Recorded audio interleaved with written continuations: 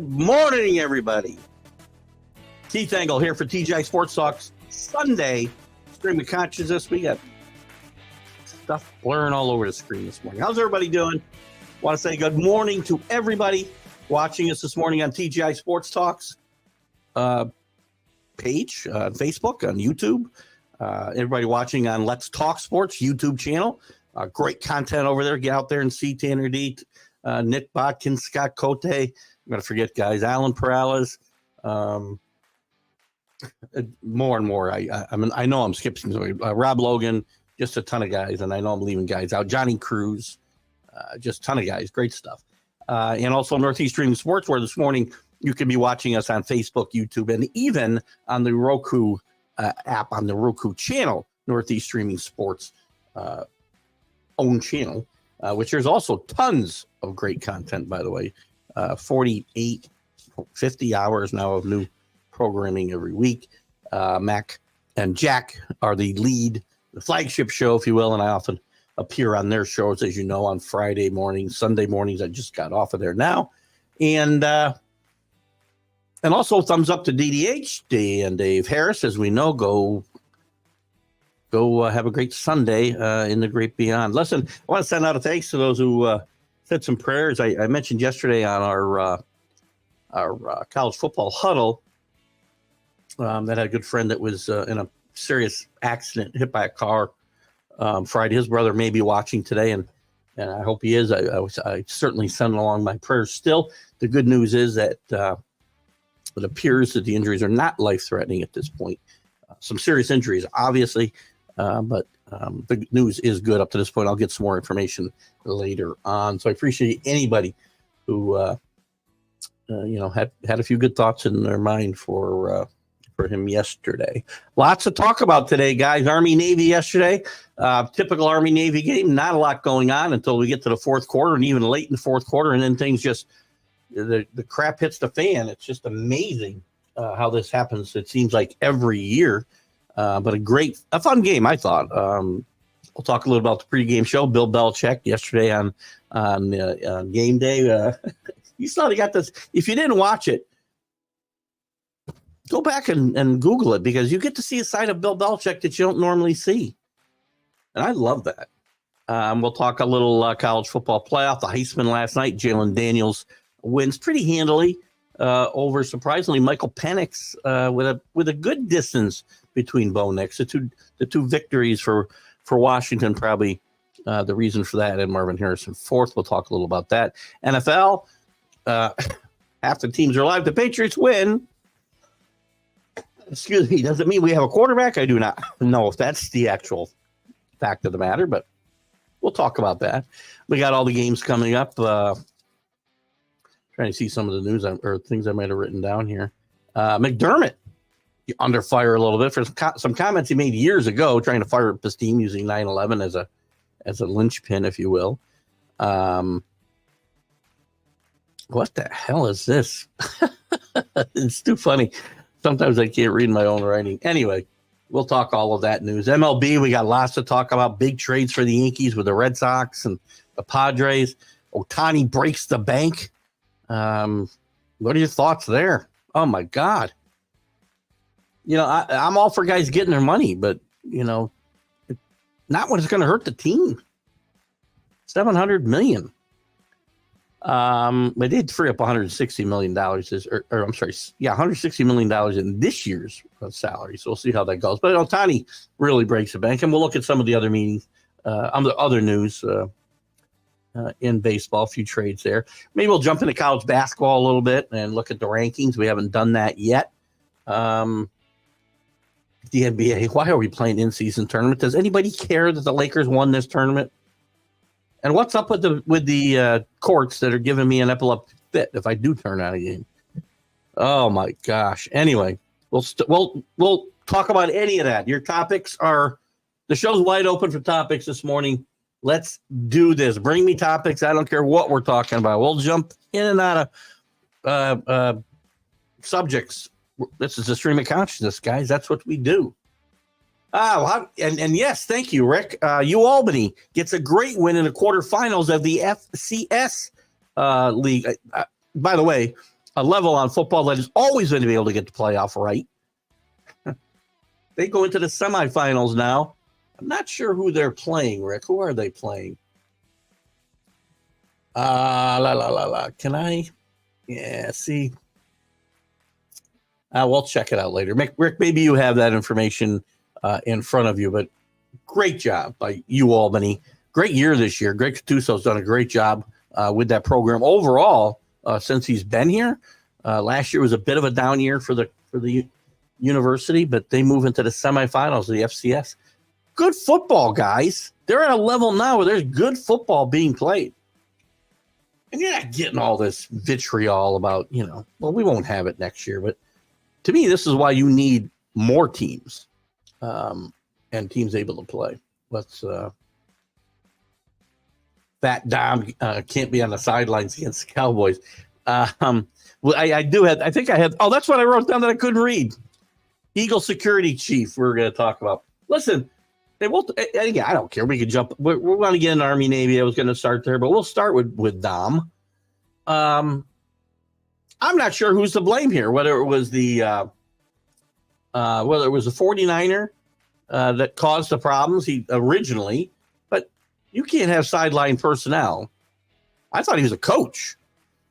You can't have them getting in guys' faces, man. He should be trying to de-escalate that issue, and it looked to me like he was escalating it.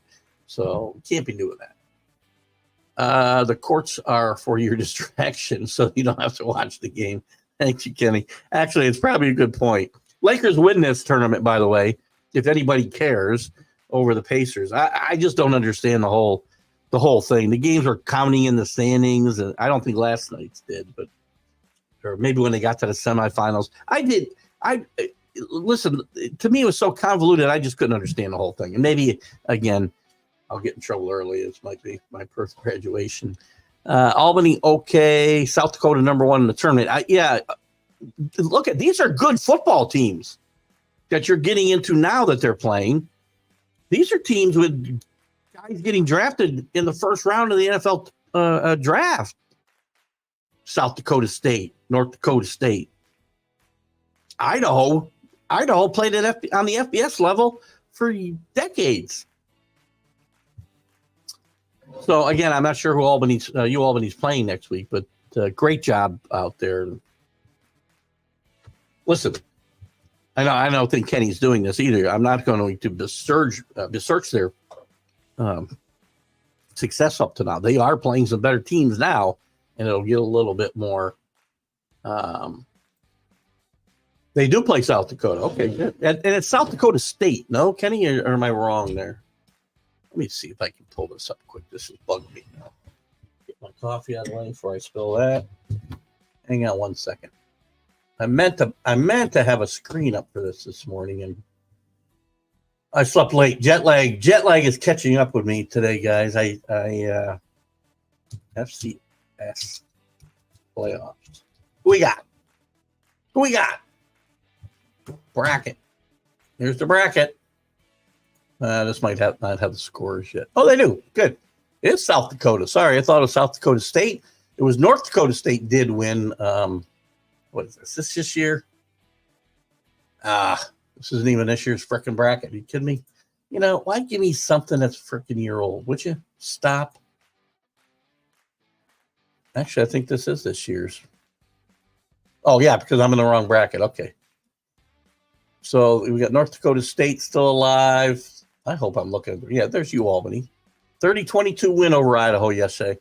The Vandals played, as I said, at Division I FBS level until just a few years ago and dropped back. So good win for Albany. And they will get. It is South Dakota State. Thank you. I know I'm right about these things sometimes. And North Dakota State. Those two teams, by the way, very good. North Dakota State always seems to have a sleeper in the first round of the tournament. So congratulations, Albany. They're going to play this game.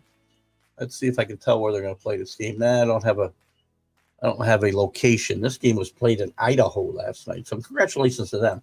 Who thought we'd be leading the show ever with the FCS playoffs when we got the NCAA college football playoffs ahead of us? And I guess some interesting bowl games. I want to get your guys' take. We haven't had a chance. Ken, you came in late. Rick, I know you did participate. We had a bit of a debate because I haven't had the opportunity to do it. I told you guys on this show, I told you on the College Football Huddle a week ago that Florida State would get screwed, and they did. Basketball was Rick's second love of sports after football, but is now, for the most games, unwatchable. College basketball I still like a lot more, Rick. I think we've talked about this. We'll look at least the rankings today in college basketball. We've got to start. We'll start leading into that. Not as much on this show, but as much as needed. But certainly on the College Sports Huddle, which we'll start to pivot here as we get through. We're getting through the college football season. Playoffs still to come. Some bowl games we care about, but we'll start pivoting into basketball a little bit more. NBA basketball, we've had discussion a lot. When the Knicks are good, I care about NBA basketball. When the Knicks are no good, I don't care. And regular season games are hard to watch, and you're not going to get me to watch by gimmicking.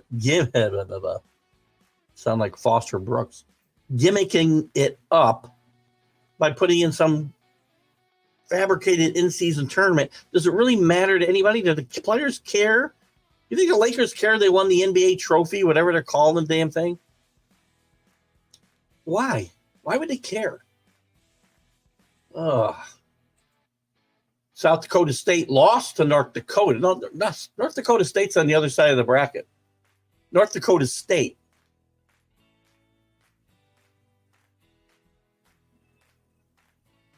Oh, I see what you got. I'm looking at the bracket now. You're right. South Dakota. Hard to believe these guys have even got multiple. Thank you. Have even got multiple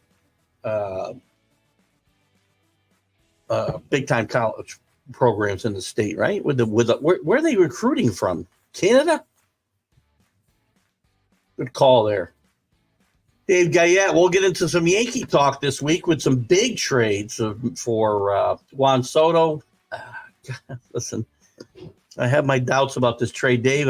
I'm guessing you probably love it. I probably like the Verdugo trade more than I do the Soto trade, to be honest with you, from a baseball standpoint. Soto's a great player, but I have questions about his hustle. He can't play. He doesn't play good defense. He's got a great bat, one of the best bats in the league. Some questions about other things that we already have a problem with on this team. And you got to sign him, by the way. Is this a one-year rental? Because we gave up some good players. Michael King's a very good pitcher. They were going to be, what do they call him? Lengthening him out, making him a starter most likely this year. That was the talk. Thorpe, one of the best pitching prospects in the organization. So you got to find a way to sign this guy. We're going to be all over the place. So it's okay today too. I've got all my topics I want to make sure we cover. Your guys' show. We're going to go around everywhere, back and forth. So we've covered 4 sports already this morning, I think. $500,000 to a bench player is close to their season. Well, they probably care. And by the way, Rick, that's the guys at the end of the bench, right? 10, 11, and 12, maybe even 11 and 12. Because the first 8 guys off the bench are all making, multiple millions a year. But maybe they care. I don't care. Does it generate more money for the league? I don't know. If the TV networks are paying more money for this nonsense, then more power to them.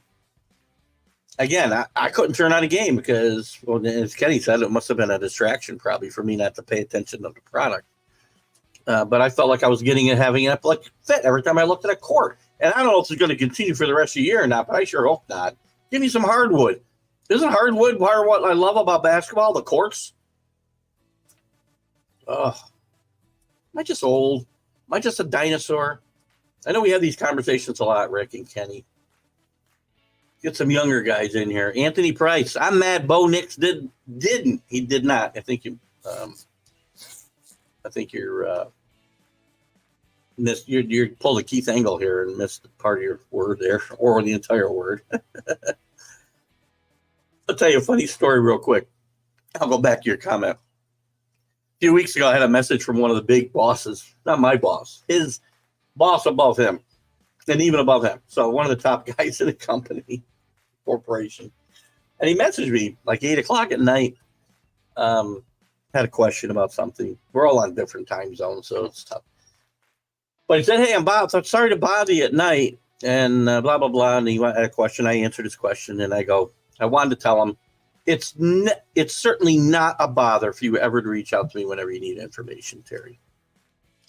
And I forgot one important word. Not. So I told this huge, big honcho in our company, it's certainly a bother that you were bothering. You called me. I did correct it, and he did laugh. He does have a good sense of humor. Anyway, back to Anthony's. To give you we like to get a little personal insight into these shows. Just welcome to my life. So Anthony's mad that Bo didn't win. Listen, you can't lose twice to your main rival in your conference, and not play that well in the second time in my mind, and probably win this. But I guess all three players been in school for 5 years, but nobody talks about Penix in school for 6 years. Actually, we do talk about it here a lot, Anthony. Kenny Gifford talks a lot about 25 and 26-year-old guys competing against kids. I was surprised. I'm not surprised Daniels won. This has become a quarterback award, and the guy with the gaudiest statistics wins, which I don't think is correct. I'll tell you who the best player in college football is. It's Marvin Harrison. The thing that surprised me most about the vote was that Knicks fell so far behind Penix. They were neck and neck. Now, the two losses, I think, play into that, obviously, in a huge way. We were talking on the Mac and Jack show before about, winning, players coming from winning teams that are in the hunt for national championships. Well, LSU wasn't. But that wasn't. It's not a criteria for the award. It's simply the best player in college football. And you go back years, and you'll see a lot of guys who didn't have the gaudiest stats or play in the best teams. George Rogers played on a mediocre South Carolina team. Trying to think of some other guys. Tim Brown didn't play on a great Notre Dame team. I go way back, and Pat Sullivan played on a 4-7 Auburn team. So again, I've got to go back through history, and I don't have the list in front of me, but it's not the guy with the best stats. That's what it's become. That's why it's a quarterback award, because of the way the game is played. But now we can get into the conversation that Kenny will want to get into. And by the way, I'll go back to Marvin Harrison, because Kenny will talk about Ohio State quarterbacks at some point today. Marvin Harrison is the best player in college football. That offense was not as high-powered as it's been the last 3, 4, 5, 6, maybe more years since Urban Meyer got there and Ryan Day continued. And they had a really good college quarterbacks, maybe not pro quarterbacks. By the way, the streak may be broken, Kenny, because C.J. Stroud looks pretty good early in his career. But he had McCord playing to him, who's jumped into the transfer portal, by the way, here this week. He's announced he's entered the portal. So Marvin Harrison was hampered by that. I will tell you right now that I think there'll be a lot, and I think I said this before, a lot of NFL GMs are going to be upset when they take one of these high-profile quarterbacks and pass on Marvin Harrison going forward. I said the same thing about Devonta Smith, okay? Devonta Smith didn't go before Zach Wilson, didn't go before Trey Lance. So at least didn't go before Josh Fields. I'm trying to remember where he went in this draft. If I was a Jet, I would have taken him then. Now they got Wilson the next year, so at least they replaced that. But Soto is a head case. If the fans get on him, it's over. It's possible. I talk a lot, and Jack Hirsch always poo-poos this. Playing in New York is different than playing anywhere else. They're tough in Philadelphia. They're tough in some other locales, obviously. It's not like New York. New York is like no other place, and some guys can't play here.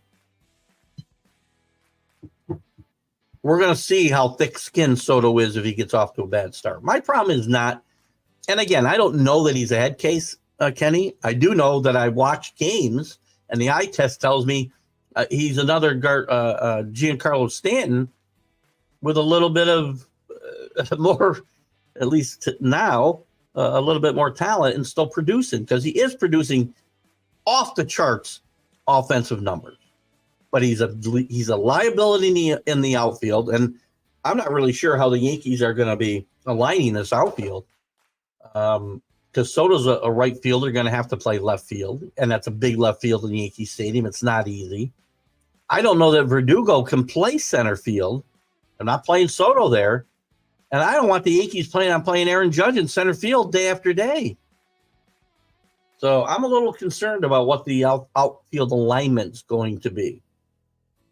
I do like the Verdugo signing better trade, better than the Soto trade. I'm just not a fan. Good evening or good morning, CA. How are you today? A blessed Sunday to you. Football is upon us. TGI Sports Log Fantasy Football League playoffs. Do they start today or next week? I don't even know. I think we got one more week and then we start the playoffs. Not sure. Is that the case? Oh, let me check it out. We won't have Drew here to embarrass me with my NFL picks from last week. All right. Let me see what I can find here real quick. Are we starting to play? If they are, I'm probably out. Here we are. Bear with me 1 second. I'll get the rest of your comments. I wasn't planning on going here because I didn't think we were in the oh shoot, it's on Yahoo, right? It's on Yahoo. Keith, what are you doing? And thank you, by the way, again. I can't find it. You can let me know, CA. I just can't find the freaking thing too fast. And thank you for setting it all up. CA, we had a lot of fun. I got off to a great start. And it's the playoff start today. Actually, I think I am because I'm in the weaker division. Kenny, $700 million for pitcher and part-time. Hitter and part-time pitcher. By the way, he's a zero-time pitcher this year. Year one, he's going to make $70 million just for hitting. 10 years from now, Ohtani's going to be in his late 30s. We don't know if he'll be pitching and hitting then. Is the world nuts? You know, it's funny. And again, sometimes you have to adjust your thinking. I've always said, and I'm not really changing my basic premise. I'm not mad at Ohtani for getting $700 million. I really feel if somebody's willing to pay you the money, you're worth it. Problem is, if you're going to pay him that kind of money, you're going to hurt the rest of your team. You see it in the NFL all over the league. The league is bad because the league is not deep, because we pay quarterbacks $50 and $60 million a year. Offensive lines suffer. Wide receiver cores suffer. Maybe there's some top talent, but on some teams. But when there's no depth at all, you're going to see it in baseball. Now, the Dodgers are a rich organization, but there's a luxury tax to pay, which they can afford. It's not a hard cap like the NFL, so it may not hurt as badly. And they need pitchers. This team needs pitchers. But he's not a pitcher this year. He's not even a part-time pitcher, Kenny, to your comment. True stream of consciousness today. Maybe we should do this all the time. Just go everywhere. Maybe a bit of the March tournament. Thank goodness for hockey. We'll be getting into college basketball. Certainly, we'll look at the rankings today. We'll talk. And then on Wednesday nights, we'll certainly be pivoting into more basketball. March is around the corner, man. Pulled a me. Oh, that's a me. That's a me too, Kenny. Oh, I do it. Yeah, I got to tell you, it was so funny. And he laughed. So we're still talking about my faux pas. Kenny tries to reserve his intelligent thoughts for Mac and Jack. Well, I certainly appreciate that, Kenny, because I get more entertainment than they get this way. I love you, Kenny. You're good. You're one of the best. You're an original. Kenny personally believes any quarterback should be taking in the lower rounds. Too much money for something that's 75% chance of failure. And they're going to make their money eventually, right? And ruin a team's power structure, unfortunately. You see it with every team. Well, not every team. You're seeing it now. You didn't see it with the Patriots during their 20-year run because Tom Brady was never one of the highest paid quarterbacks because he wanted to win and the money got reallocated. Now, when I say that, I'm not saying Tom Brady gave money, didn't get his money in the long run. He did. But up front, he would always give money back so the team could be better at other positions. We don't do that now. You see Aaron Rodgers give any money back? Oh, he did offer to do it for the Jets. How good is their offensive line right now? For years, he cried in Green Bay, give me better players, but give me my money first. And as far as Kenny's comment about taking quarterbacks early, they're a crapshoot. They are an absolute crapshoot. I'm not a big fan. I'm on record as saying I'm not a big fan of a lot of these guys. For whatever reason, I see a lot of our RG3 in Caleb Williams. Bo Nix might be okay, might be Mac Jones. Michael Penix, as great a college quarterback as he is, and I'm not knocking any of these guys, great college quarterbacks, all of them. Michael Penix Jr. Spent the season throwing the ball up and letting guys go catch it. It's hard to evaluate how good they really are. Now, there are opportunities to do that at the combine. There's opportunities to do that in personal workouts. If you can't be accurate, I'll use Kaepernick as an example. I hate to bring his name up because I don't want to go there for an hour. But he was drafted high, surprisingly, because in college, what he did really translated to effective football on the field. In the pros, they had to trick up the offense, and he was not accurate enough when you had to get into what is now a traditional offense. Even the RPOs, you got to be accurate with the ball. Joe Namath completed less than 50% of his passes in his career. He's in the Hall of Fame. If you're not completing 68, 72% of your passes now, you're people think you stink. In fact, Mac Jones has completed 65% of his passes this year. And look how bad he is. The games are different. So Kenny's not wrong. Kenny's not wrong. His comments about Ohio State quarterbacks may now be interrupted a bit with C.J. Stroud's success if it continues. Played a lot better than I thought he would. Anthony, Dodgers been top and never went far. Yankees are winning it all. Dodgers did win the World Series in a 60-game season in 2020. So they've won more recently. I'm not convinced the Yankees are winning it all. And there's no bigger Yankee fan than me. This team has a lot of holes. Soto's a great hitter. He doesn't help their defensive issues. He doesn't help the base running issues. He doesn't help the fundamental lack of fundamental awareness during a ball game. He doesn't help any of that. Verdugo will help that more than he will. And you got to fill a pitching staff out. We're full of guys with question marks. Full. Except for Cole. Nestor going to be able to come back. Severino's gone. You still got Rondon. Talk about head cases, Kenny. Told everybody here on this show and everywhere I could say it, Rondon was a horrible signing. Owners never will get it. Never. And they know at the back end of these contracts, going back to Ohtani, they know they're not getting a $70 million player at the end of this. You think the Phillies think they're getting let's see, I'm trying to think what Nola got. Like $172 million over 6 years is what? That's close to $30 million a year. It's $28 million a year. You think they're getting a $28 million ball player? He's 31 years old. You think they're getting a $28 million ball player at 38 years old? No. They know that, though. And the Dodgers, the Dodgers still have a lot of holes to fill as well. So they need more than Ohtani. Now, getting Ohtani, and remember, they have freed up, so that's $70 million.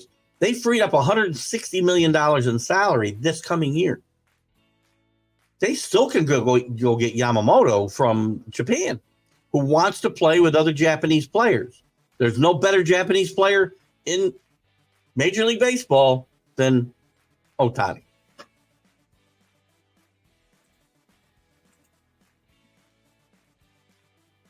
Today, Carlos and I have to. There is. So the playoffs do start today. Okay.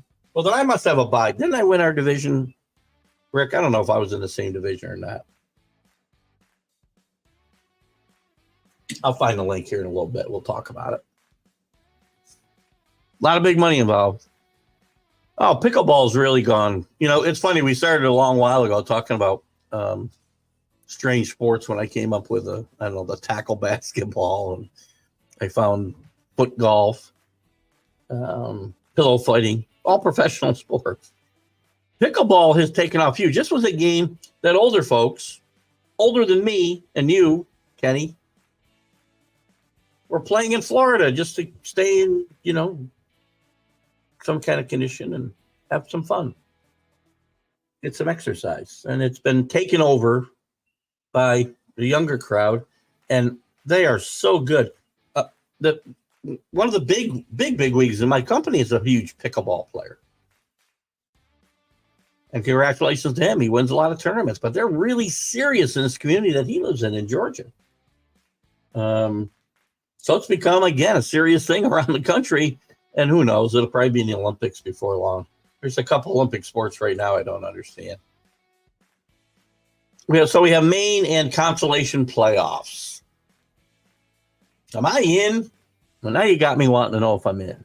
Let me find. I need my bookmarks. Where the heck is Yahoo? There it is. All right, I'm going to find out right now. We'll give you the playoff. Maybe we won't. I think I got into an old. Now let's try this. Go here. Should populate my teams. There they are. Tweedler, TGI Sports Talk. Playoff rounds. Championship bracket. Oh, I got to play. There are no buys. Look at that. I got to play Scott Cote today. Right now, I'm favored to win. CA plays the Honey Badgers. By the way, in 3 leagues, I don't know if this league was one of them. I dropped Hunter Henry this week. I think it was a big money league, too. God. So there's our matchups for so who got the buys in the championship? The buys went to the Cowboys for life and Boss 8's nice team. Playing today in the consolation round. If you're reading this, you lost. You got to change that team name. We'll have to forget by November. 1-12. I don't know who that one is. Nick's nifty team goes 2-11. He's in the consolation round. Man, we had some. It was a tight league. Oh God. Anyway, there's our TGI Sports Talk Fantasy League. Judy Phillips, good. Merry Christmas to you and Ray and the family. Good to see you with us this morning. I was just talking, Judy, if you're still with us, about the Red Sox trading one of their better outfielders in Verdugo to the Yankees. Want to thank you for that early Christmas present. Much happier with him than I am with Soto. Not a lot of trades get made between the Yankees and the Red Sox. A lot of them have worked out good for the Yankees. I think the Babe Ruth trade worked out pretty good. Sparky Lyle trade worked out pretty good. And I can't remember a lot of other big ones besides those. So good, but Merry Christmas to you and yours, Judy, and say hey to Ray for me.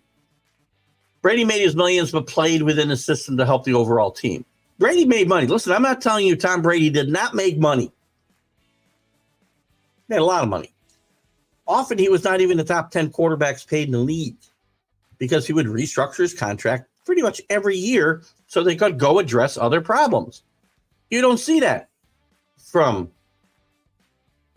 Aaron Rodgers. You don't see that from the criminal in Cleveland. I think Mahomes might do some of that. Kansas City's been able to regroup. And by the way, don't write out the Chiefs. Every year you guys write out the Chiefs, and every year they're playing for the Super Bowl. So don't write out the Chiefs. But you're right. He played within the system. He played within the system that was built for him, basically. If you remember, again, getting outside of the money, the reason Tom Brady is much better than Aaron Rodgers, and I'm talking night and day better, and pretty much every other quarterback of his generation, other than maybe Peyton Manning, he took what you gave him. That's what the system was. The system was designed to get guys open. If it didn't matter if it was 5 yards, it didn't matter if it was 50. He took what you gave him and came back and played another down or series later on. He didn't try to force things. There were times he did. I'm not saying he was a perfect quarterback, but Aaron Rodgers is looking to make, headlines every play. Go back to the championship game against Tampa Bay 3 years ago when he could have walked into the end zone for a touchdown, but he looked to make the harder pass.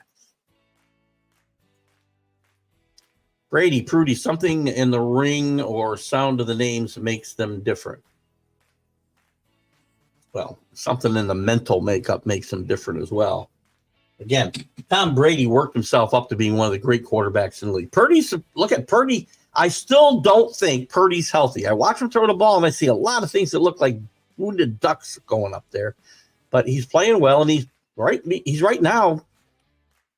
You look on the betting sites, he's the front runner for the MVP, ahead of Hurts, ahead of Mahomes.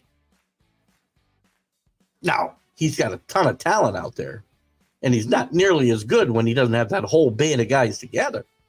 But who would be? And that's his job, is to facilitate other guys' success, really, with a quarterback. Quarterbacks are very successful, also facilitate success for other people. They make them better. Tom Brady made people above him better. You tell me a team that's won a Super Bowl with worse wideouts than, and I don't mean to disparage either one of these guys because I love them both, especially Troy Brown. Troy Brown and David Patton and David Givens got in the third. Any worse quarterback wide receiver tandem than that? Somebody that's won a Super Bowl.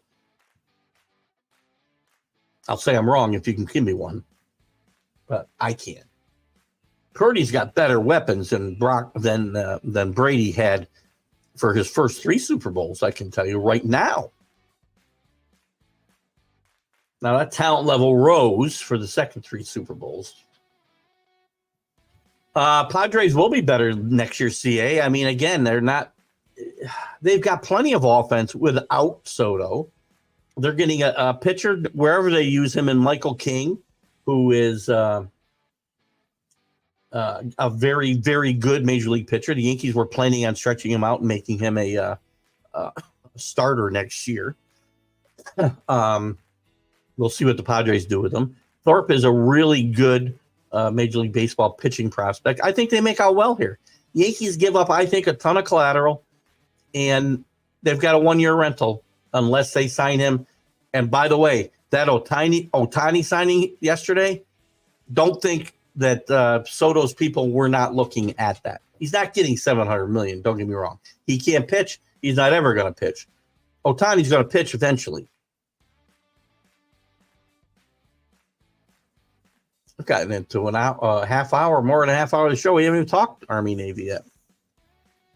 Anthony Price doesn't think the Yankees have won in a couple of decades. No, they haven't, Anthony.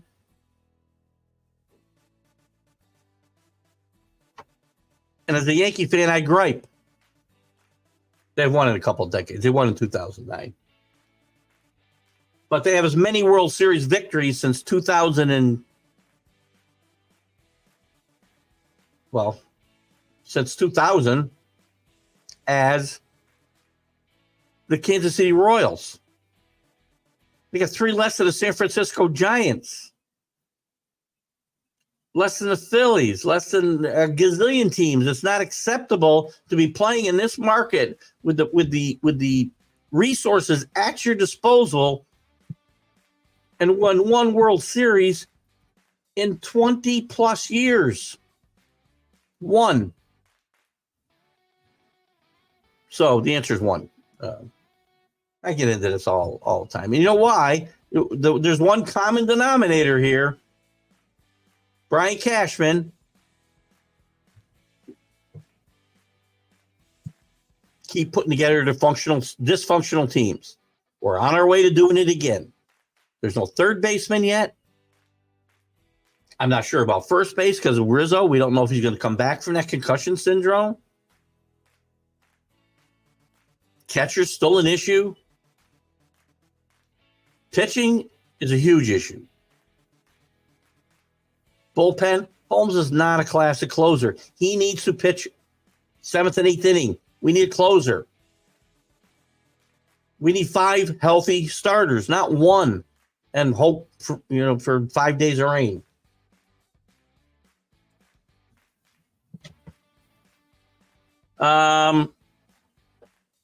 He's leaving, Anthony. The question is, he's wondering why the Ohio State quarterback is leaving, and he doesn't know why he's leaving. He's leaving because Ryan Day has made it clear to everyone, every position will be evaluated, every player will be evaluated, and nobody's guaranteed a thing. So he's not guaranteed the starting spot, and I think he wants to go somewhere where he is. I did hear Nebraska was the number 1 potential landing spot for Kyle McCord. So listen, that would be a cool, because he did not have a bad year this year. He got better as the year went on. Not a great quarterback.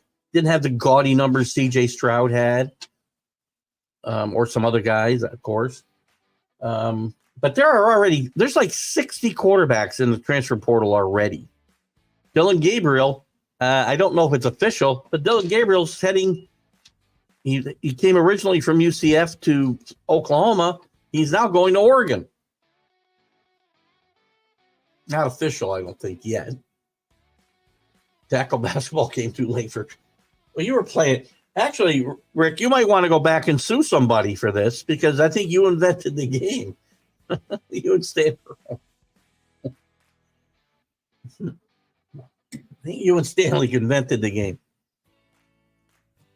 I'm going to be switching cups of coffee, guys. I've been drinking out of my traditional TGI Sports Talk cup, but I didn't have time to get my cup ready for the second half of the show. And my wife brought me, so here we are. Christmas is upon us. Merry Christmas, everybody. I've got my first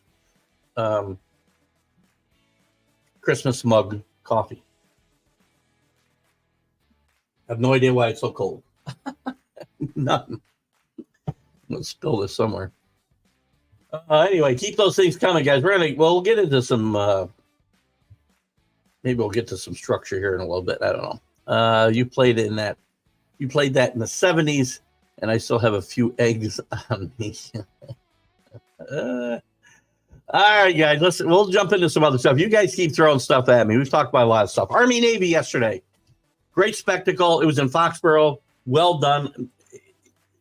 The one thing the NCAA still gets right is Army Navy having his own standalone stage. And with Army moving to the AAC next year, along Navy's already there, there still will be some stipulations in place where this will be the last game of the year.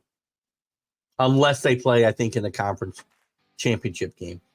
I got to reread that part. I almost read it where if they played in a conference championship game, they'd still play again after that, but I don't think that would be smart. So the only time they may not have this, and they still could have it in this last weekend. It's tough because of the bowl games having to get set up to push it. I don't think Army or Navy got in a bowl game, even though they're Army is now bowl eligible at 6-6. They're better than some teams. But congratulations to Army and Jeff Moncton for winning the Commander-in-Chief trophy. They beat Air Force early in the year, so they win that trophy outright. It doesn't get split three ways as it would have lost.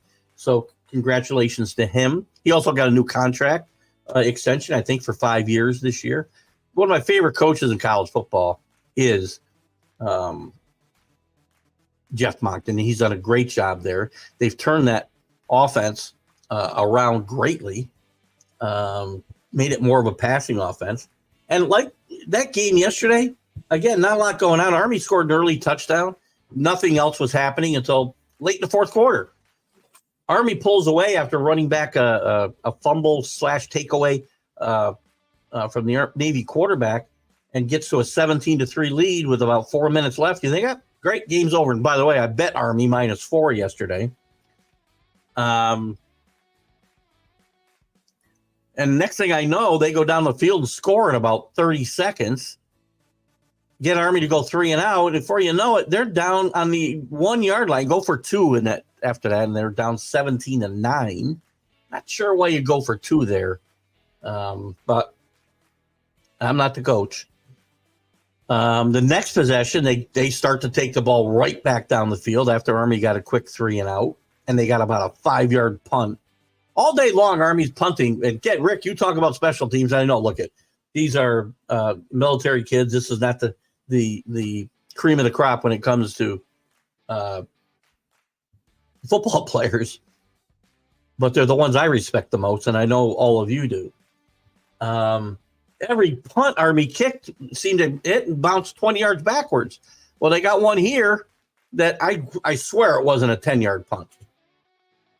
If they were fake going for it and trying to get the first down on an offsides, I think I would have gone for it. We talked about it in the Oregon game. I think it was 4th and 4, a little bit longer.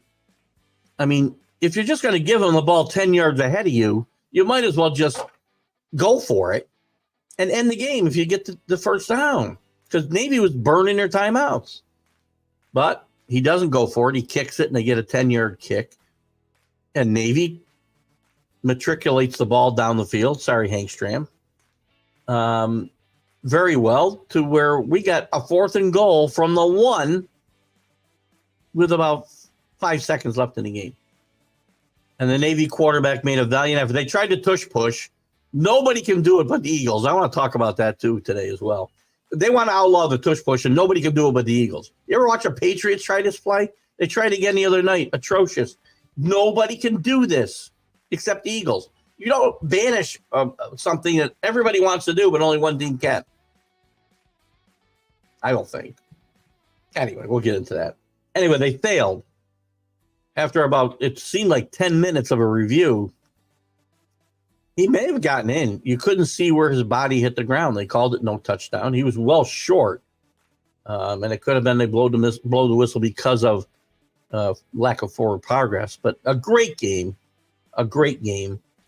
And then actually with, 3 seconds left, 2 seconds left, Army's got the ball like at the 1 foot line. And they take a safety, which a lot of bettors, I'm sure, were very upset about, because the over-under on this game was 27.5 or 27. Probably anybody who bet this game got that around those two numbers. And they took a safety. Smart play. People say, see, I told you the games are fixed. Yeah, fixed. There's only one play for Army there. Drop back. They took it. They took the snap in the shotgun. There's only one play there. Take a very slow couple steps backwards and step out of the end zone for a safety. That's the play. Very exciting game. You got the pomp and circumstance afterwards where they both go down to the end zones, the two corners of the end zones, and commingle a little bit, sing their alma maters. Much better to go second in this regard, but it was a lot of fun. Bill Belichick was on the pregame. He was a guest picker on game day, which again, there's only one game to pick. So he's got the best winning percentage. The worst winning percentage this year of pickers, because he took Navy. His dad coached there for decades. Lee Corso, who's prominent member of game day and has been since its inception, picked Navy as he was a coach there for 3 years and coached with Bill Belichick's father. And Belichick showed you a side of him that you don't get to see during NFL press conferences and whatnot. And I've always tell people this side of Bill Belichick is there. He was very engaging yesterday. Rick and I talked about it in a chat a little bit throughout the day. He even pulled Corso's headgear gimmick and put on an old Navy helmet. It must have been 40, 50 years old, and had a little trouble getting on that fat head of his. But it was very funny and well done. And congratulations to Game Day for bringing Belichick in there and him letting that side of his personality show a little bit. I thought it was a lot of fun. So, we talked about the Heisman yesterday. I do want your guys' opinion because I know a lot of you weren't here yesterday. Anthony, I don't think you were with me yesterday. Rick was, Kenny wasn't. Some of the rest of you, the college football playoff. We've got Michigan, we got Washington, we got Texas, we got Alabama. I have big problems with FSU being out. Talked about it. I said it would happen. It happened. Now, I guess this comes down to whether you think it's the most deserving teams, which FSU is one of them. They played an undefeated schedule in a power conference and won their championship. This has never happened in the history of the 14 playoff. I know guys will go back years and say this team didn't get in undefeated. That's when we had a BCS and we had college football writer polls making the decisions.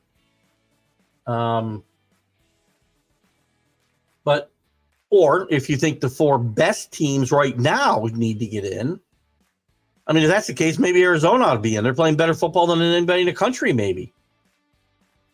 But that's not the case. FSU goes home. Alabama and Texas both get in. And I firmly believe the NCAA had no intention or wanted nothing to do with having to have a head-to-head comparison with Texas and Alabama. They were happy with a three-way comparison. They didn't want that head-to-head comparison with Texas and Alabama because then they got to make a decision, does Texas win over Alabama matter or not? Because Alabama's a better team right now. Alabama has the better win, or do they? I mean, Texas won over Alabama. But Alabama got better all year. So that game in September doesn't matter anymore. Why play it? Alabama's got to win over Georgia. Georgia's been playing better and better. So that would be considered a better win than, ironically, than Texas's win over Alabama. If you're not going to look at the whole season, then who cares? Why are we playing a whole season? Why don't we just pick four teams to play? And this will become moot next year when we have 12 teams. And this is a good year for it, by the way. Carlos was on yesterday saying, what a horrible year for a 12-team playoff. This would have been a great year. So any of you guys who haven't had a chance to comment on this, again, it's an atrocity. Now, I don't agree with Governor DeSantis in Florida putting $1 million aside for any legal battles that University of Florida State decides to take up against the NCAA. It's not going to happen. And stay out of it, please. Ron, we got bigger fish to fry. So just my thoughts there. Any other college football news we want to talk about? I'm going to go to the NFL here in just a little bit, which ironically we have not talked about at all. Oh, I just went to the NFL home. I didn't want to go there. I want to go. I think there was there's some coaching news around, I guess. Maybe we'll look at that quickly. We talked about Daniels edging Penix. Harrison was fourth, by the way, in this voting.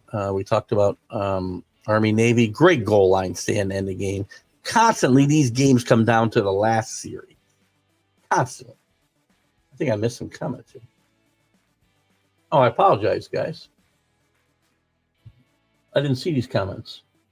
I thought we were done here. Anyway, imagine if Brady played a couple of years with Randy Moss. He did play a couple of years with Randy Moss. Actually, he played 3 years with Randy Moss, went undefeated during the regular season and lost to the Giants in the Super Bowl. Set a record for touchdown passes by a quarterback, I think, since broken by Manning. So, yeah, he played a couple of years with Randy Moss, and it worked out well for a while. Because these guys who are head cases, you talked about Soto being a head case. One thing Bill Belichick used to excel at anyway, is bringing in guys who were malcontents maybe elsewhere and getting them to buy in. Didn't always work. Worked with Randy Moss for 2 or 3 years. It worked with Corey Dillon for 2 or 3 years. Baltimore. What was I talking about?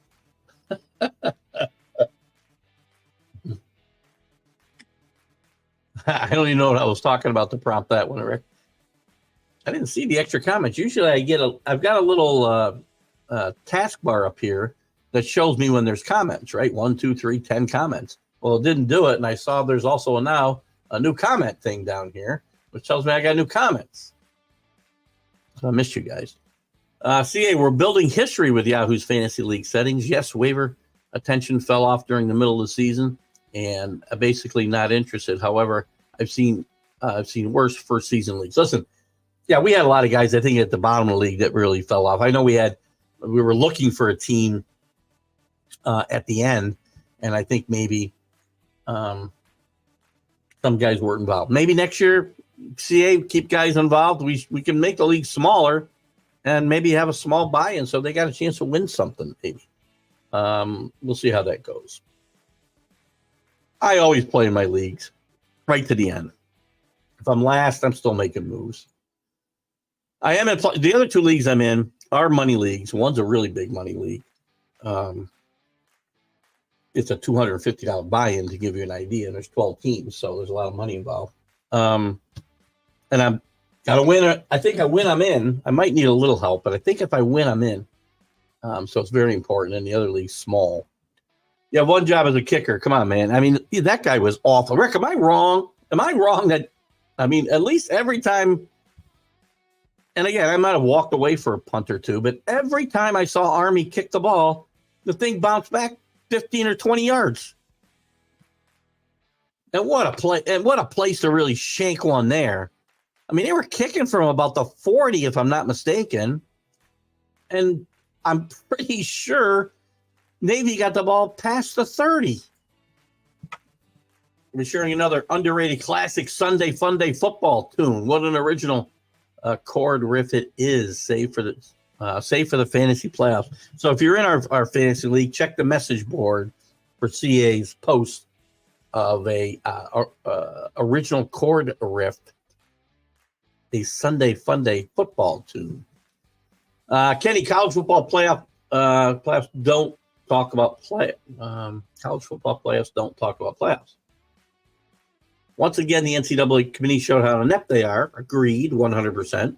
Also, the committee has no balls, 100%, because, again, that points to what I just said. They did not want to look at Alabama and Texas head-to-head because they're thinking if we say Texas is out or Alabama's out, they're going to get ripped much worse than if they put Florida State out. That's my opinion. And he says they should have stood up and said, we will go to 8 teams now. The debt is over. I'm not sure what that means, but you can't just change. You couldn't go to 8 teams. You can't just do that, Kenny. That part, I can't agree with that because you haven't played towards that all year long. They should have done it before the season. Don't get me wrong. The 12-team playoff should have come in this year, not next year. They didn't have to wait a season. And again, if you want a true playoff, do what me and Basement Bob said and put all 10 conference winners in there and give me 6 all at larges and give everybody who won a conference a chance to win a championship. Some of the talking heads say Georgia should have gotten in. They should not have gotten in. Over who? Alabama? I'm glad that your last comment is absolutely right, Rick. And I think you made this comment last Sunday as well. You can't get in if you don't win your conference championship over a team that did. Power conference team. Now, we have seen cases where teams that didn't win their conference championship got in. Alabama and Georgia, for instance. Michigan and Ohio State, for instance. But also at the expense of other Power 5 conference champions. But those were not undefeated champions. Never has that happened. Never. Maybe a one-loss champion. I mean, if Texas, we say theoretically, Texas lost the Big 12. Okay? If Texas had lost the Big 12, now you got a decision between FSU and Georgia. Still say FSU belongs in. And if one other team had lost, maybe Washington had lost. Now you got a question with Oregon. But Oregon's in my mind. So it's very hard for me to put non-conference championships in there unless that conference has, a weak one-loss team or a two-loss team, which has happened certainly before. You guys are going great today. I love this show today. You guys are awesome. Pay attention. Won't see star quarterbacks playing anymore when the tablet tells them there's around 90% chance of victory, especially playing like Travis was. Travis Jordan talking about. Again, I first of all, don't play games like this late in the season. Alabama State or Northern Alabama, whoever they were playing. You don't need to play those games. Play them early in the season. And you're right. I mean, in hindsight, but again, these kids are playing for something. He's playing for a chance at the Heisman still at that point. But I'd rather see them sit these games out where there's a 90% chance of victory in the regular season, as you talk about, CA, than them sit out bowl games and, try to figure out who the hell I can bet because I don't know who the frick is playing. With teams with no wide receivers, that won the Super Bowl. Oh, Baltimore. Which Baltimore? Baltimore. Baltimore when they beat the Giants, I'm assuming you mean. Maybe even Baltimore when they beat the 49ers. I don't remember who those receivers were in that team, but I feel like they had some decent receivers. So, but that's a good one. Rick. Do I believe in NFL scripts? No, I do not. Have you noticed the Super Bowl logo colors are the two teams, and the winner is the top color of the logo? Anthony, I have to tell you this. I absolutely do not believe there's NFL scripts, even a little bit. Not even a little bit. If I thought that was the case, I would not watch the games. I grew out of watching professional wrestling because I grew up and realized I wanted to watch real sports. I mean, it's entertainment. This is a sporting event still. If there were scripts, it'd be the World Wrestling Federation or whatever the hell it's called today. I know this is rampant on social media today about the NFL and scripts, and I think it's a giant case of BS. Gambling runs football. That's what pushes the numbers to record heights is gambling. And if there was scripts, the gambling would be dead. I'm pretty sure you can't bet professional wrestling on DraftKings, right or wrong.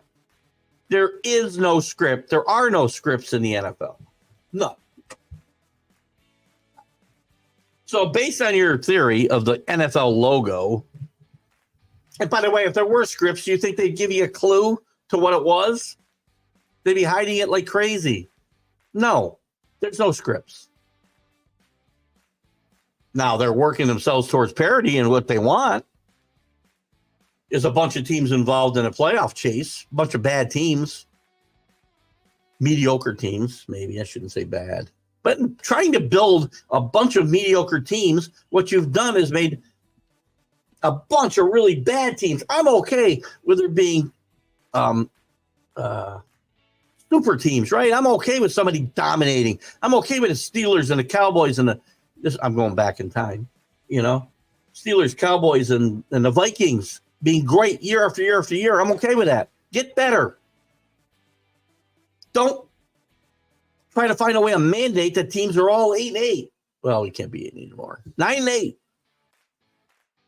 And everybody's alive for the playoffs in the last week. Because what you do by trying to create a bunch of mediocre teams is create a bunch of shitty teams games that I got to watch every week. Again, this week, I got to watch a bunch of crappy football. Talk about kickers. Should have watched the Villanova game. It was funny. It's funny. That game came on right after game day, and I had it on for a while. And my wife and I watched a movie until the Army-Navy game, and I slept because I was tired. Jet lag gets me every freaking time. So anyway, you can give us a little rundown of that if you like. What would have hurt to say we need an 8-team tournament? Jesus, it took them decades to get to a tournament of 4, and then it took them decades to get to a tournament of 12.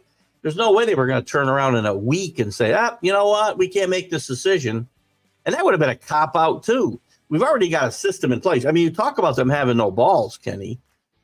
I mean, that would have been the ultimate case of, we just don't want to make a decision. So let's add 4 teams this year, which they can't.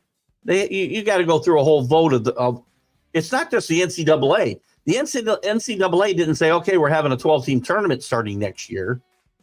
This took every one of the power conferences and Notre Dame to vote. And again, they took decades to come up with a system that they really wanted, and everybody was happy with. So they couldn't do that. I think, and to be honest with you, I think it would have shown less balls to all of a sudden say, all right, can't make a decision on these 4 teams. Let's just add 8 and we won't have any controversy. Just do the right thing. 13-0, power conference champions don't stay home. And by the way, don't change your opinion, because my opinion will not change. I'm looking forward to the Georgia-Florida State game. Now, it looks like, and Rick, you can correct me if I'm wrong, it looks to me like all of Georgia's players are pretty much playing. All of Florida State's players are pretty much playing. My opinion is not going to change based on the outcome of this game. If Georgia blows them out, I'm not going to say, see, Florida State didn't belong. That's not the point. The point is they deserve a chance to play for the championship. They didn't get it. I didn't care if they got blown out. Does not matter to me. That is not what I care about. TV networks care about blowouts. I don't. And the same thing goes if SFU wins. Don't change your opinion and tell me, oh my gosh, now they belong. I was wrong. You're wrong anyway. You're wrong whatever the outcome of this Georgia-Florida State game is. 18 playoff would have been great this year, like it would have been the last 50 years. I don't disagree. An extended playoff, and I'm still not in favor of 8. Again, I know you are, CA, and that's fine. I guess when I think about it, if I can't have the solution that I like, which is all the conference champions getting in, then 8's fine. 8 or 12 really doesn't matter to me. 8's cleaner because you don't have to have buys for the best teams. It will happen faster. But so if I can't get to 16 where I wanted to be, which was all the conference champions, 10 of them, and 6 at large, then I guess 8's fine too. I would have been fine with 8 because it really doesn't matter to me, 8 or 12. That would have been a great year for it. But again, the NCAA doesn't do things in a day. We got to get committees. We got to get all these conferences together, which is the hardest part of making these things happen. Better to get it right than be wrong. Well, I mean, getting it right isn't always making changes at the last minute, right? When the NFL, when a deserving team in the NFL doesn't get in the playoffs, I remember the Patriots being 11-5 during their run. The only year they didn't make the playoffs in 20 years. They were 11-5. You don't change the rules saying this team's really good, but they need to be in the playoffs. We got to add a team. I mean, rules have to be in place, or the process has to be in place before a season starts. You don't just change in the middle of it. I mean, the NFL did that one year when they had a strike, right? And they made it a tournament more than a playoff. But LOL, stupid question. Not a good way to start. What's more important if you was a football coach, football player, winning the NC Heisman or the NFL MVP? I don't think that's a stupid question. I think it's a great one. And it's I don't know if there's a right or wrong answer. If it was me, winning the Heisman would be more important to me. At least what the Heisman has meant historically. Okay? When the Cappellettis were winning, when the Staubachs were winning, when the best player in college football, it wasn't about the record or whether you played on a winning team or a losing team. When the Doug Flutys were winning, I think it was a prestigious award. I think it's lost something now. And I know we're going to say it's a quarterback award, but that's simply because of the way the game's played. You do get a wide receiver in there like Devontae Smith now and again, but these things are cyclical. We will see it spin back to running backs for a while. We'll see some wide receivers win, and then it'll go back to quarterbacks. Me, I'd rather win the Heisman. No guarantee I'm going to make it on the next level, that's for sure. That's a great question, Anthony, and I may refer it over to Mac and Jack to use for their debate show. I think that's a great question without a really right or wrong answer in my mind. First partner went right into the blockers. For Villanova. I don't think I saw that, but you get it can be pretty ugly. And that is, by the way, the FCS playoffs. I believe that game was in, which is where our local UAlbany team is now in the semifinals, as we mentioned at the top of the show. We are flying along here. You guys have been awesome again today. I think the longest punt was 20 yards going one way. I guess there was some wind involved then. I don't know where that game was played. This isn't the NFL. I understand that, Kenny, but again, I'm using it as an example, right? You can't just change the rules in midstream. It's again, one man's opinion, right? Doesn't mean you're wrong. I personally don't think it shows any more balls, though. I mean, if they had balls, they'd have made the right decision within the framework they had to work with. They had a framework of 4 teams. They got it wrong. And by the way, once we get to 12 teams, and even if it was 8 teams, I'm not getting into long debates, just like I don't now with the NCAA tournament, about teams that didn't get in. If you don't get in the top 12, then you don't belong playing for the championship. And at least the 12, by the way, and I guess in the 18 playoffs, CA, to your point about your preferring that one, as long as the best group of 5 teams still made the playoff in the 8, and I think that might have been one of the hangups. Well, I guess it was still good. And the version that they had, the best group of 5 would have made it, but it was going to hurt the SEC. It was going to hurt Notre Dame. It was going to hurt the Big Ten because their chances of getting multiple teams in were much less. Well, they didn't know the Pac-12 was going to implode. Eight teams might make more sense now with the implosion of the Pac-12. And I don't know what they're doing next year, right? Because right now we have 6. Top 5 power conferences top 5 power conferences get a bye. That's not the way it is. Top 6 conference champions get a bye, which means Liberty, for instance, this year would have gotten in and got not a bye, but automatic bid. Sorry, top 4 teams would have get a bye. And then you've got next year. the decision's got to be made whether I believe next year they're still leaving the Pac-12 as an entity in the NCAA. Which, I mean, does that mean it doesn't mean that Oregon State or Washington will get an automatic bid, because you might end up seeing 2 Group of 5 champions get a shot. NFL, Kenny says NFL MVP more. Heisman makes you nothing more than a footnote. Do you think so, really? I mean, if you're a college football fan, you remember guys from years ago. I could tell you more Heisman Trophy winners than I can NFL MVPs. And it is a quarterback. It is a quarterback award for the MVP almost every year.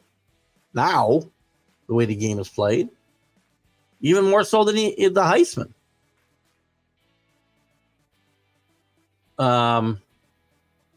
But again, again, there's no right or wrong answer here, but I don't think it makes you a footnote. I mean, for a lot of guys, there are a lot of guys who won the Heisman and never went on to even play in the NFL, much less have success.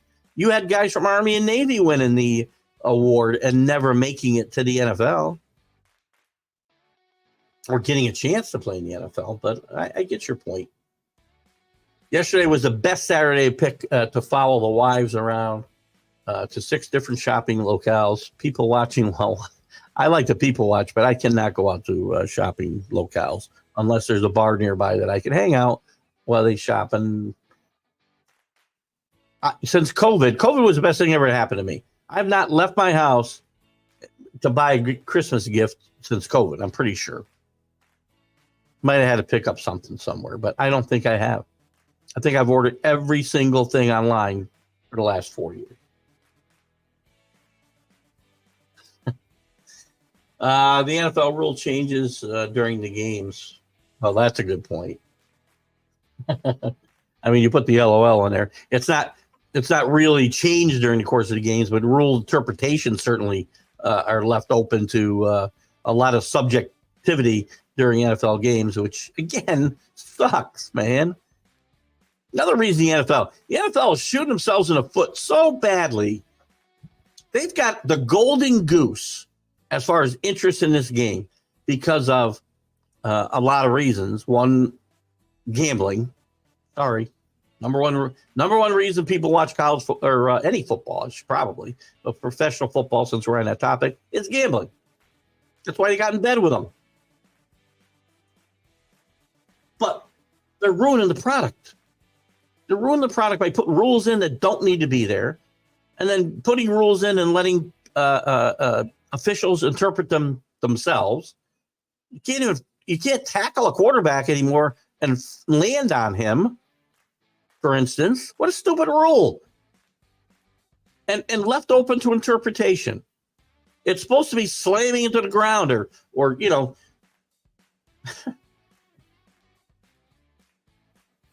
extra excessive force to put him to the ground. Not just tackling him and landing on him. I've seen that play so many times this year, I want to throw up. And it's ruining the game. People don't want to watch flag after flag. Thursday night, flag, flag, flag. That hurts it. The injuries. The bad play. Because, again, the injuries are causing teams to be playing second and third string guys who are not up to NFL standards because we can't pay those guys. Because we pay the top guys so much money. And I know I say, if somebody's willing to pay you, see Ohtani, see Aaron Rodgers, see whoever. But at some point, it's going to hurt the rest of your team. It's going to hurt the product that you put out. And they're trying to legislate violence out of the game. It's another reason people tune in. Sorry, don't bury your head in the sand. Violence is what people tune in to watch on football. They want to see their team win, yes. But it's a violent game, and people know that, and they enjoy the big hits. And I'm not saying dirty hits, but those should be taken out of the game, right? Hits that put guys in wheelchairs like Darryl Stingley 50 years ago, 45 years ago. They should be out. But good, clean, hard-hitting football, it's getting taken away. The whole defensive receiver thing. Very subjective, by the way. Again, another subjective rule to Kenny's point.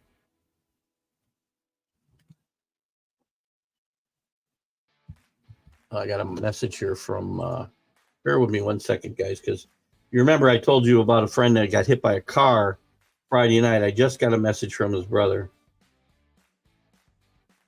who I messaged Friday night when I heard about this. Had a good night. Just talked to the nurse, reduced whatever meds they're giving him. Again tomorrow, and consider taking the tube test out next step. So again, we got the best news we could have gotten. He not life-threatening, but some serious bleeding on the brain, and he's on a ventilator and stuff. But good news, he will survive. Hopefully, not a lot of lingering effects. So anybody that I put message out to yesterday that sent some good thoughts his way, I appreciate that. And I've just got a message back from his brother, who I hope to see later today, that he is improving, and great news. So anybody who struck out, thank you. Sorry, Anthony, I took your comment down. The best 4 dessert teams got in. No, I disagree. The best 4 teams, deserving teams, did not get in. Florida State didn't get in. They were deserving to play for the national championship. If you want to say the best 4 got in, but the best 4 didn't get in. No, the best 4 did get in. You see, maybe we're just looking at it backwards, Anthony, right? We may be just looking at it from different angles. To me, if you want to say the best teams right now, they probably got the best 4, but not the most deserving. Florida State was deserving of a chance to play for the national championship. End of story. Saw 3 almost wrecks and 2 parking arguments that were close to more than just talking. Where? It's random. MVP, well, look at it. I don't disagree with that. Again, I'm not putting money into the equation. And if we talked about what was, what award could help you most in life, well, MVP award, you're going to make a lot of money if you're playing at that level in the NFL. But there's not a lot of guys getting there. And not every Heisman Trophy winner, by the way, has been a star in the NFL. Archie Griffin, 2-time winner. Not a big star in the NFL. Didn't make billions of money. Pat Sullivan, Steve Spurrier, John Cappelletti. Doug Flutie went on to have a decent career, but God, who's the guy? Not him. The guy from Florida State, Chris Weinke. He won about 28 years old. Yes, NFL MVPs will make more money than Heisman Trophy winners. Because you'll make nothing for the Heisman Trophy. Well, I guess you do now with the NL one. NFL used to own Sundays, but not so much anymore. What do they? Well, they do still own Sundays, but they used to own the weekend. They don't anymore. Sundays they still own. Well, what else is there? NBA basketball, college basketball, but those things don't touch the ratings of the NFL. The NFL is still there, but they're killing the product. They used to own Sundays for me. I'll give you that much, Kenny. But, I go out and watch yearly games. Whether I watch the games when I get home or not is a crapshoot. Depends, because there's so many bad games, even in that national 4:30 window. Bad games. You can't put these many bad games out on a weekly basis. Let's look at some of those games. Where's my other mouse? Let's look at some of those games today. Oh, my God, right? Let's just look at some of today's games. I got to get to the right week on my scoreboard. I was looking at some stuff from last week.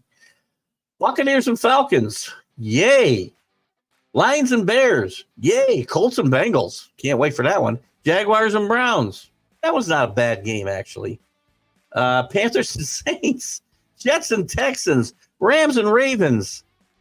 Vikings and Raiders. Seahawks and 49ers. Should be a good game, but the Seahawks have kind of imploded. Bills and Chiefs, that should be a good game. Broncos and Chargers, should be a good game. Chargers always find a way to look shitty. The Patriots and Chargers set back offensive football about 50 years last week. Eagles and Cowboys should be a good game, but the Cowboys can't find a way to beat the Cowboys. So there's some interest in the game. And Monday night, Yankees and Dolphins, Packers and Giants.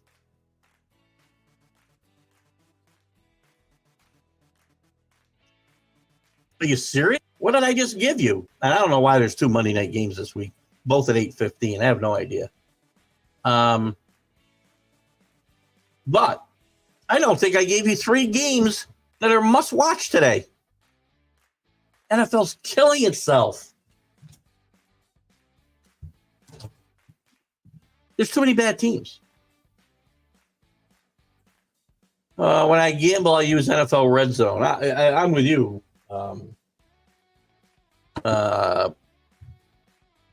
Anthony, if I'm home and the Patriots are not playing, which isn't often, by the way, I 1 o'clock games, I often go out. That's my brother and I had a long talk. He lives in Utah now and has lost connection with a lot of people that he knows. And I've moved away from where I grew up, not quite as far. I didn't move across the country, but I moved 40 miles, 35 miles away. So I don't see the same people I saw. I mean, there was a time I could walk into a tavern in Amsterdam or Gloversville and Johnson. I know somebody everywhere. I don't now, but I'm reconnect with my football Sunday. That's how I reconnect. I see a lot of people. There's not a Sunday goes by where we go watch football that I don't see somebody I haven't seen in 20 years. Anyway, I don't know how I got on that. But if I should be home, I watch the Red Zone unless the Patriots are on. I got the Patriots. Red Zone's one of the best. Again, if you just want to follow all the games, Red Zone is for you. Or, 12 TVs. Nothing but, well, here's the other thing now. This is the other thing, Kenny. Good point here. Nothing below the waist or above the neck. There is a rule they're looking to put in that you cannot hit them in a certain part of their midsection. Where do you hit a guy? Where do you actually hit a guy if you do that?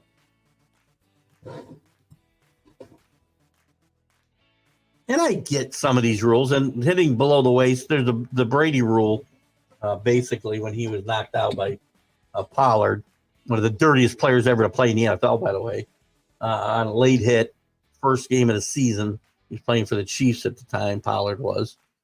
Put Brady out. That year, they went 11-5 that I talked about. It's getting ridiculous, right? That's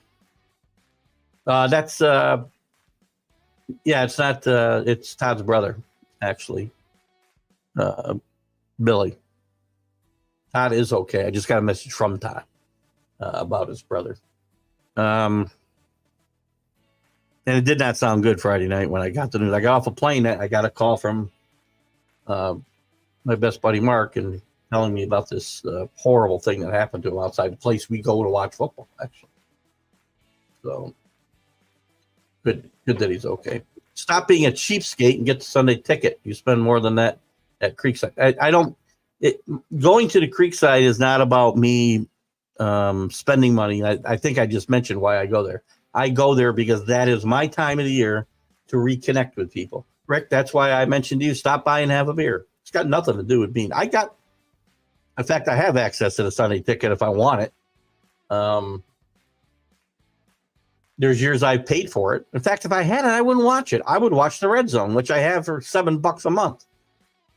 And it's not about being cheap. I go out to watch the games to Creekside to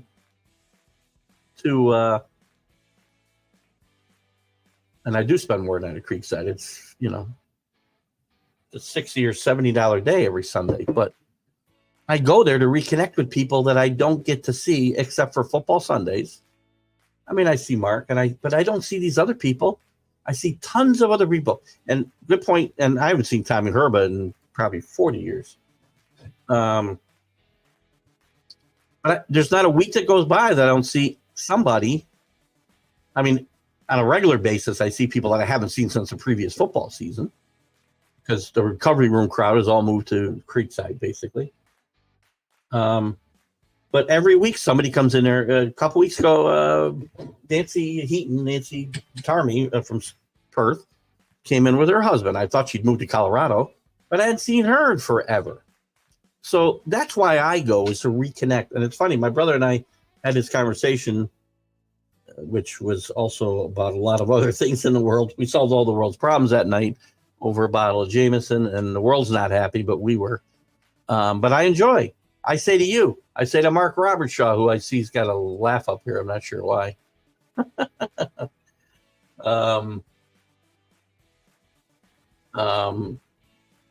But I say, stop out, because that's when I see people. I'm a homebody, man. Outside of football season, it's hard to get me out of my house. We go out and have a little early dinner, late lunch, whatever you want to say, on a Saturday.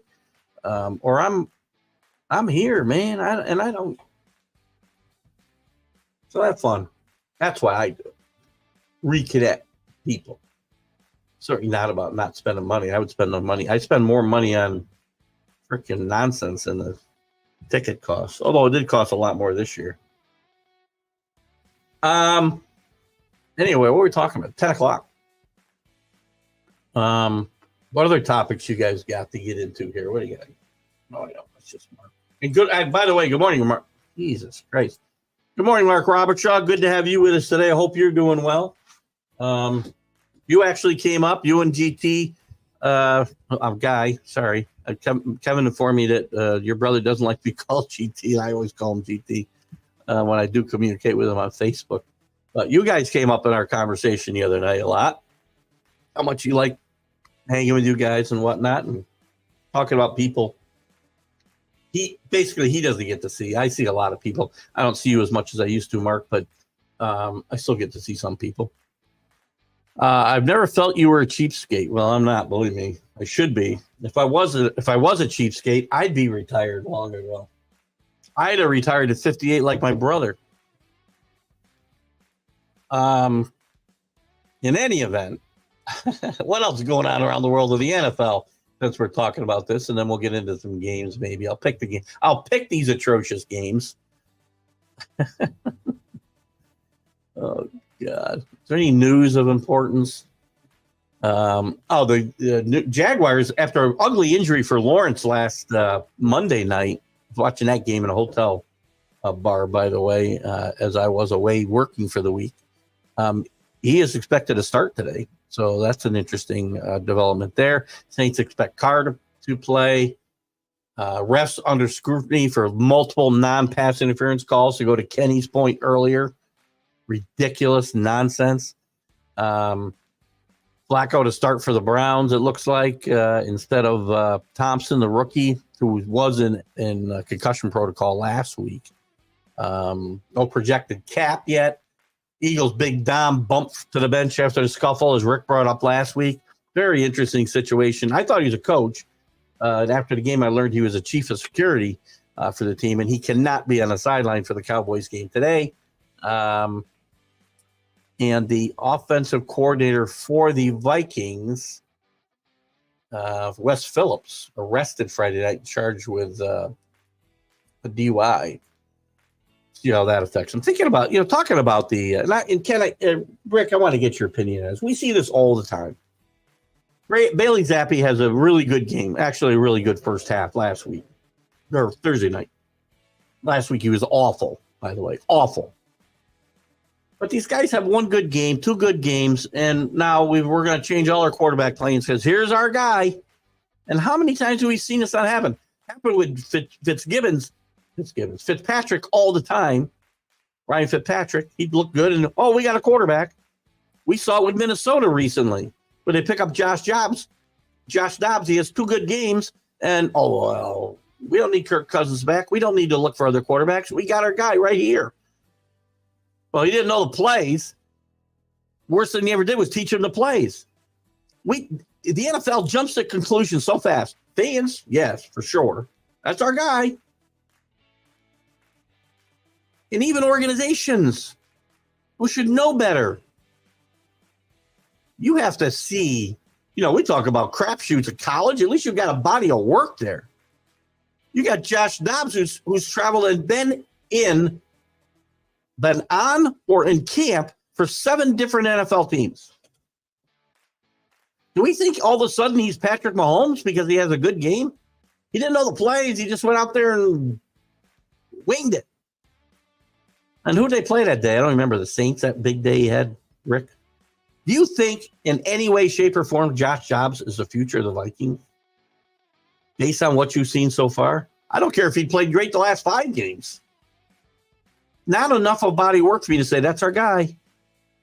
I saw Bailey Zappi play a good game, a good half last year, and then a mediocre game. And he played a horrible game last week and a really good game this week. Nowhere in there do I say, oh, our quarterback issues are over. People jump to conclusions faster in the NFL than any place I've ever seen. Likewise, good times it was. We had a lot of fun. I was out there, and if you didn't hear me before, Mark, I was at a trade show for a couple of days in Colorado, Loveland, Colorado. So then I went to our Utah office, and my brother lives in Utah, and he happens to live 3 doors in Woodland Hills up the mountains from my new boss. He's been my boss the last 2 years, but so I stayed with him for a few days. We had a lot of fun, and he did speak very highly of you and your brothers as well. And is it true that GT does not like GT? He wants to be called Guy, because I don't want to offend him. Listen to me say I don't want to offend somebody. That's very funny. CA, during the people watching in the park. Oh, I see. I'd rather go in a bar and watch it. I just watch a football game. Well, not a lot of football to watch yesterday, unless you like the FCS, which I like some of that. I watched some of that Villanova game that Kenny was talking about. I stayed up and started to watch the Albany State game last night, the UAlbany game, but out in Idaho, but it was just too late for me. I was dragging. So they were trailing, I think, by a little bit when I went to bed. We get to a point that leaving the homestead is not important anymore. We have everything here. I agree. I've turned into my father in this regard. Now, when I get out, I like to be out. I enjoy it. It's not that I enjoy, I love going up for my football Sundays. But part of my crew wasn't going to be able to make it today, and it looked like we weren't going, and I was looking forward to a day off. Doesn't mean I have to go. But these times are also important to me as I get older, that I get to see the friends that I have. So once I get out, I enjoy myself for the most part. But it's funny. I said when COVID hit, I told my brother this week when we were talking, I'm not saying it's the best thing that ever happened to me, don't believe, because obviously a lot of people got sick and died, and it was an awful, awful thing. But I was built for something like COVID, because I don't need to leave the house, ever. When that was happening, I didn't leave at all. Sorry, Kenny. People are fickle, and when something good happens, they think they've hit the jackpot for sure, without anything to back it up. Now, if Josh Jacobs has been somewhere and had a track record, I'd certainly say, "Oh, there's my guy." I mean, Bailey Zappi set all kinds of passing records in college at Western Kentucky, not playing the best schedule. He's small.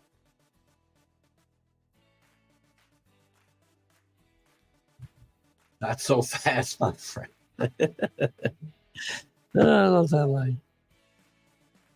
Mark, I have decided, too, that you've coined the new phrase for me, "Don't let the air out of the football," is my catchphrase from now on.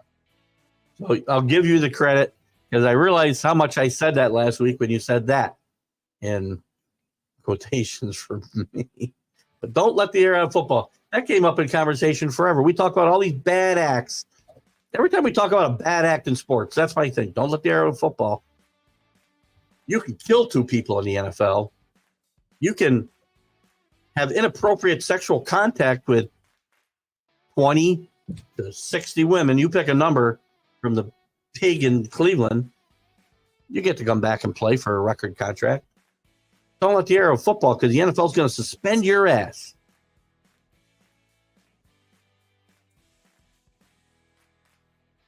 Anyway.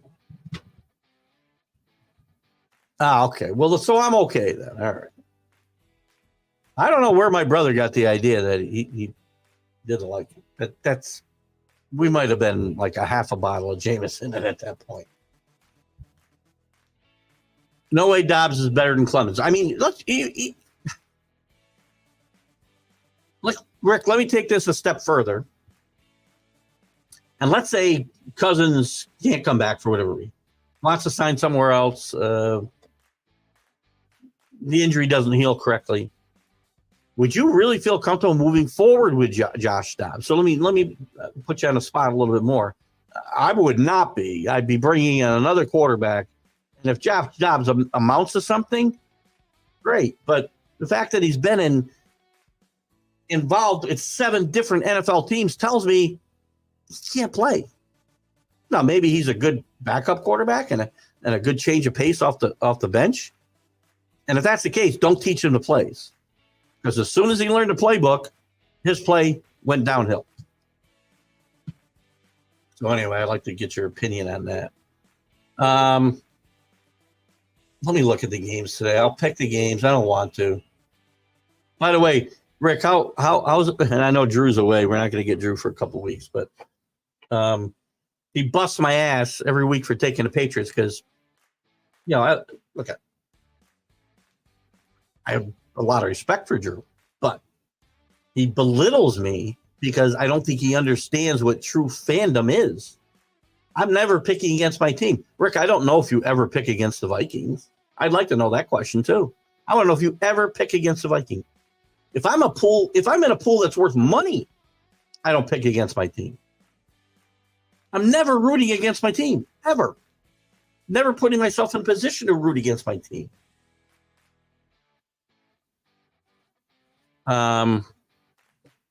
That's why fanatics. That's what a fan is, a fanatic. Drew doesn't have a team. I don't think he gets it. So anyway, long story short, and sorry, Drew, I don't mean to be talking about your back. You and I have had this very conversation. I didn't get to pick it. First pick I haven't got in all year was a Patriot game. I didn't get in because I forgot about the time difference, blah, blah, blah. So my pick didn't get in, and the Patriots to win, and I don't have them.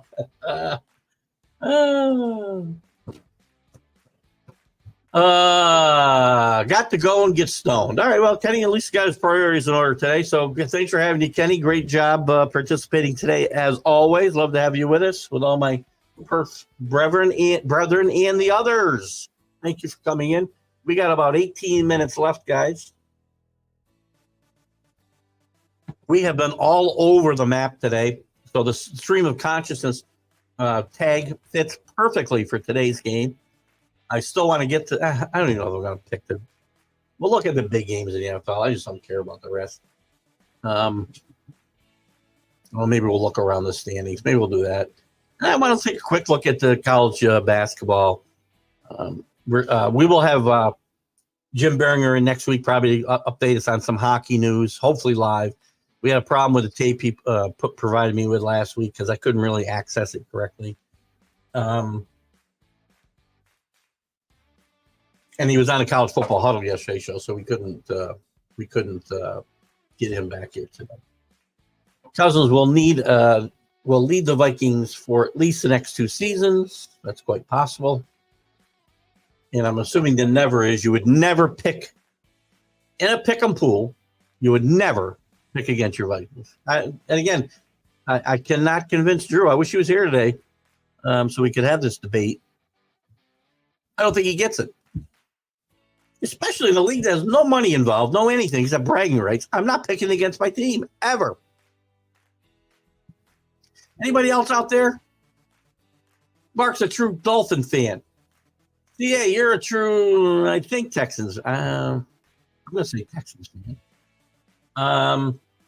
Alan's not with us, but he's a true Cowboy fan. Would you ever pick against your team for money or not? I've lost, and I've told this story before. Super Bowl, I don't remember the number. Patriots' first Super Bowl win against the Rams, 2001. Actually, 2002 was a game. I could have won $3,000 at halftime in a big pool if the score had stayed the same. And I think, if I'm not mistaken, it was maybe 7-3 Patriots at the time. They had the ball with 2 minutes left. People kept telling me, why are you rooting for him to score? You're going to win $3,000. I'm like, I want to win the game. I don't care about $3,000. I'll blow that in a week, a month, whatever. And something that won't matter.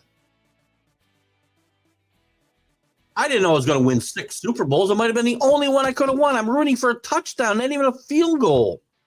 They scored a touchdown and make it 14-3 at halftime. People ridicule me to this day. I don't feel ridiculed. I don't care. That $3,000 would have come and gone in no time. That Super Bowl trophy they always had. Oh. Start Tommy Kramer, Rick. You know what? Here's a guy I'm very disappointed in, by the way. I tried, and the late Dan Harris tried forever to get Tommy Kramer to come on my interview show. And there's one guy, even Chuck Foreman relented. He wanted money, and he relented. Tommy Kramer is sticking to his guns. If you ain't paying me X, I ain't coming. Dude, I got a lot of people out here who want to hear your story. It will make you money in these other things that you do. Selling your wearables, appearing in bars, because bars pay him to go watch the games there so people can hobnob with him. I lost a lot of respect for Tommy Kramer, and I liked him as a quarterback in the NFL. I couldn't get him to come on my show. So maybe if they pay him, they'll pay him. They'll pay you, Kenny, or Tommy. Go play. Underrated quarterback in the NFL, by the way. I like Tommy Kramer, I really do. But I lost a lot of respect for him. He may not be sober at this point in the morning.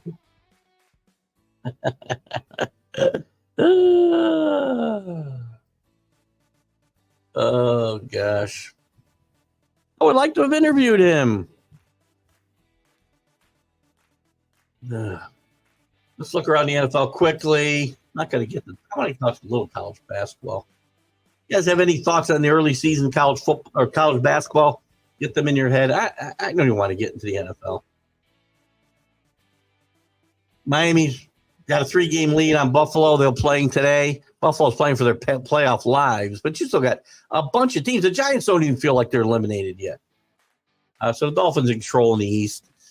Ravens continue to control the AFC North even more so now with the injuries. Nice, surprising victory out of the Bengals last week against the Jaguars. Played a great game. They're 6-6, still not out of it. Steelers, Browns, all in the playoff hunt. There's your parity, guys. Even 4-win teams aren't eliminated yet. Jacksonville, a game ahead of the Colts. Surprising Colts. Rookie head coach holding that team together with his starting quarterback. I told you this guy was a reach at number 7, and Houston 7-5. I mean, look at all these 6 and 7 win teams. Colts, Texans, Broncos, Chargers. The 5-win teams are still alive. Chiefs lose a tough one last week. Could they lose to a really not a good team, right? Green Bay. But still a good football team. Don't write off the Chiefs. I told you this the last 2 years. Don't write them off. Eagles, big game. 1-game difference with the Eagles and the Cowboys. Cowboys can't beat the Eagles. Cowboys are the largest point differential in football this year. 1-4 in a row. Eagles with a tough loss last week. Manhandled pretty much by the 49ers. They want to bounce back. Games in Dallas. This is one game I want to see this week. I do want to see the Buffalo-Miami game as well because Buffalo ripped them the last time. One of the few teams this year to handle. Giants thinking they're still alive. And when your other teams in the wild card have only got the top teams have only got 6 wins, well, outside of the Dallas Eagle loser, the best teams that are looking at the wild card only got 6 wins. And there's a bunch of them. This is what the NFL wants. Is this what you want? I want to see a real bunch of good teams and a bunch of bad teams. I'm okay with that. Half the league's good, half the league's bad. Everybody's mediocre. You got like 4 good teams. Lions with a 3-game lead over the Vikings and the Packers. Packers playing really good football. one note with the Packers is I think they've really found themselves a quarterback. Jordan Love has played great football the last month. Sorry, Rick. The Bears. Falcons, we know how bad the South was going to be. They're 6-6 leading that division, but the Saints and Bucks are right there, 5-7. And then the 49ers, of course, and the rest of that division, 6-6 and 3. So you got two good games really this week. That doesn't mean there's not games with playoff implications. I mean, games against 2 5-7 teams, those are not good football teams, by the way, have playoff implications. That's what the league wants. Is that what you want? I want to see more 10 and 12, 11, 12 win teams. Not even 10. That's not a great year, is it? 17 game schedule. Ugh. What do we got here? You need to pick up the torch from Dan and get back in the interview. I just don't have time right now, Rick. I mean, zero. My bandwidth is 0. 0. I mean, work. I have a real job, unfortunately, that I cannot leave right now. That won't be forever. I may find some time. I'm taking on more responsibility. I have to travel more. I've got 3 trips scheduled now in middle of January and early February. That's just work. That's not even my time. So, and listen, Dan did a great job picking that up for me. I did it all for myself for 2 years, and it was very difficult. It was very time consuming, and it's too much. I want to do it. I want to do the interviews. I don't have time. And then preparing is different than preparing for this show, right? I can play off you guys. I can have nothing prepared and come here and play off you guys for 2 hours, which I love. But the interviews are a different story. And I may fall into a few. I've got a couple of people actually that I've talked to recently for other reasons, and they may be willing to do it. Then I got to find time to do them, and prepare it. It's really rough right now. But I do appreciate the fact that you love those so much, and I appreciate the compliment at the end there about how I approach those interviews and how I do them. I love doing them. I love doing this. Don't get me wrong. I love this. I love everything that I've done with these shows. But we'll get back to it because I've enjoyed it. And you and a lot of other people have said the same thing to me, that they want to see the interviews as well. And I want to get to them. But again, we'll see how it goes. Gary Kuzo. There's a name from the past. Good job, Mark. He played for the Bears, didn't he? I don't know where else he played. Mark Roberts Shaw. He's only 68 still. Did he play with the Vikings as well as I know? I'm sure he played with the Bears. What do we got left? A few minutes. Anybody care about the NBA? I don't care. The Knicks are not playing well recently. Better than they have in the past. The NBA tournament's over, thank God. Nobody understands it. Nobody cares about it. College basketball, I haven't looked at this at all. Let's just look at the rankings real quickly because we haven't talked about it. And I want to see where teams are as we get started into the conference schedules. Arizona way ahead, 58 of 61 first place, 63 first place votes, ahead of Kansas and Houston. Houston playing really good again under Calvin Sampson, 8-0 start. Arizona off to an 8-0 start. Purdue, UConn coming off that national championship is 7-1 and sitting at 5. Baylor good again. Gonzaga good again. Marquette, 2 losses so far, but Shaka Smart still has his team on a pace for a possible national championship. North Carolina, we spent a lot of time, and again, early season, we got to be careful because we're playing a lot of cupcakes. North Carolina, we've ripped QB Brooks pretty good, or QB Brooks. Hubert Davis, pretty good the last couple of years, even though we got to a Final Four 2 years ago. They're number 9 at 7-1. Creighton. So the Big East is doing well. Florida Atlantic, the surprise team from last year, 7-1, ranked number 11. Texas at 6-1. Colorado State, highest ranking in their history. They're 8-0, and they're sitting at 13. That's one of the big stories. BYU, 7-0. Their best ranking since Jimmer Burdette was there. Miami, who's had a couple good years under Jim Larangara, is at 16. Kentucky, starting to regain a little bit of their prominence, is at 6-2. Tennessee, 4-3, somehow still stay in the top 17. James Madison, we know them from the football side very well from their story the last couple of years. 8-0 at number 18. I wonder if that play, we've talked about this many times, whether a good football team will carry over and give a team a little bit more of a enhanced reputation they might deserve.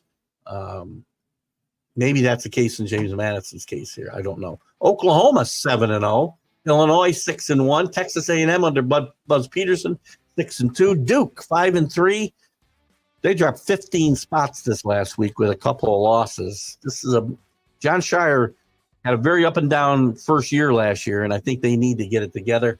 Wisconsin 6-2, Clemson 7-0, San Diego State again one of the last year's Cinderellas, making it to the Final Four along with Florida Atlantic, 7-1. Clemson, just a side note here with Clemson, Cliff Ellis retired as the coach of, can't remember where he just retired from, skipping my mind, but he was the leading active, or the active wins leader, if you will, among coaches in college basketball. He was one-time coach at Clemson, at Auburn, and we wish him well. I got to believe he's in his 80s. We wish him well.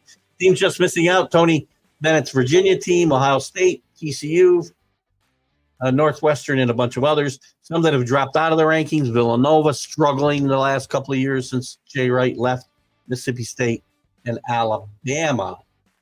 So where is St. John's got any votes? What's St. John's record?